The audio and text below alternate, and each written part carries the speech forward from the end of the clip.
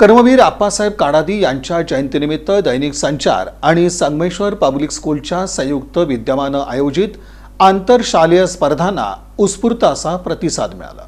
कर्मयोगी आप्पासाहेब काडादी यांच्या जयंतीनिमित्त आंतरशालेय स्पर्धांचा भव्य सोहळा दैनिक संचार आणि संगमेश्वर पब्लिक स्कूल यांच्या संयुक्त विद्यमाने मंगलमय वातावरणात पार पडला।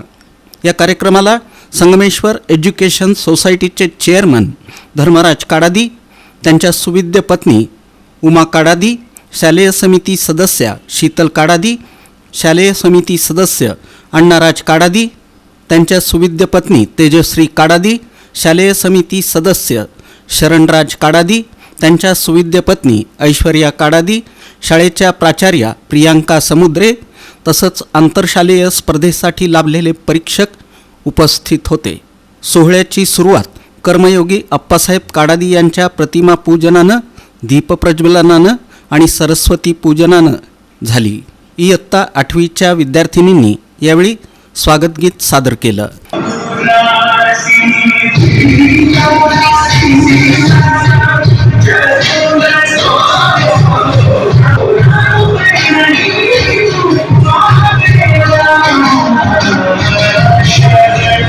कर्मयोगी आप्पासाहेब काडादी यांच्या कार्याचा परिचय मराठी विभाग प्रमुख शोभा गोटे यांनी करून दिला।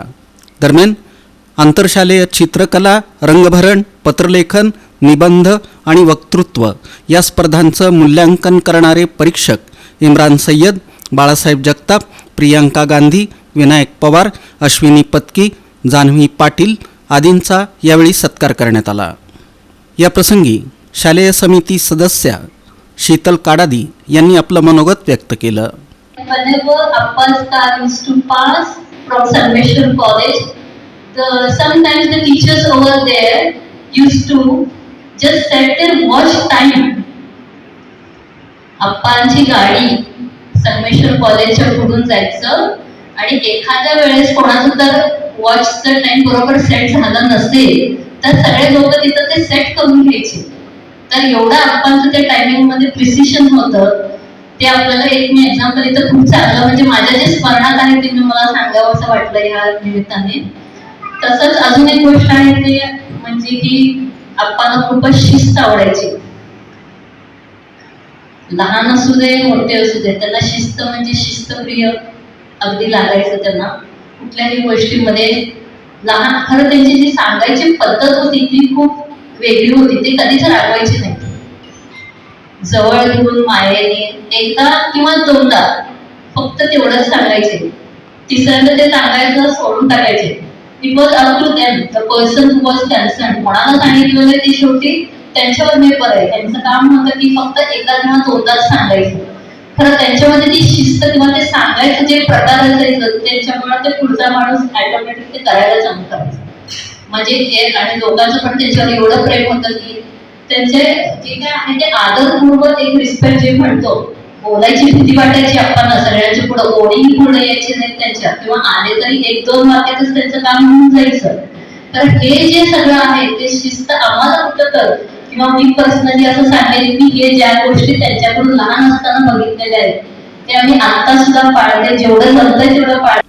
तर प्राचार्या प्रियांका समुद्रे यांनी विद्यार्थ्यांना मार्गदर्शन केलं। As we all know, the contributions that Appasaheeb Kadadi has done for the empowerment for the students and for the society is not hidden from home. Today, access towards his love towards the students and towards in order to develop the skills of drawing, coloring, and to also to build up the leadership qualities. That's why we have come forth with these events like elocution, essay writing, and letter writing. So these competitions are meant to build and to develop the children. So on this occasion, our visionary chairman sir, due to his some commitments, sir is not with us, but sir has always been supportive to us and giving us this opportunity to bring all the parents and to give the platform to all the students across Sholapur. कार्यक्रमाचं सूत्रसंचालन प्रीती वळसंगे यांनी तर आभार दीप्ती जखोटिया यांनी मानले।